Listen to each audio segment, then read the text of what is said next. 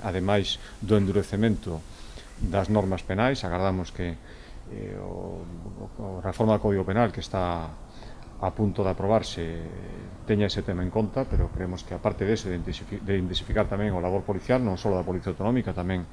das Forzas de Seguridade do Estado, da Guardia Civil, especialmente da Policía Nacional, bueno, pois tamén toda a sociedade galega teña conciencia de que os que queiman o monte están cometendo un delito e, polo tanto, a parte da investigación policial propiamente dita, para poñelos a disposición judicial, creemos que a concienciación social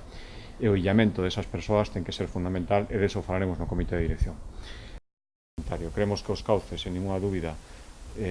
siguen sendo a Federación Galega de Municipios e Provincias, que é unha das súas funcións principais, e tamén agora no trámite parlamentario, insisto, faremos as nosas aportacións como Partido Popular de Galicia e esperamos que se tidas en conta. Calquer outro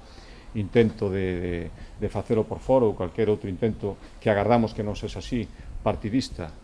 de ningún partido de oposición, de intentar utilizar a FEGAN ou máis ben querer romper a FEGAN coa excusa da reforma da administración local, creo que eso non levaría a ninguna parte. Se hai un camiño para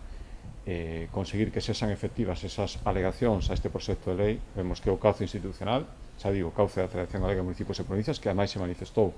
creo que dun xeito claro, sin unha dúbida, e o que faremos como Partido Popular de Galicia, o noso grupo parlamentario, para que teña en conta esas alegacións no trámite.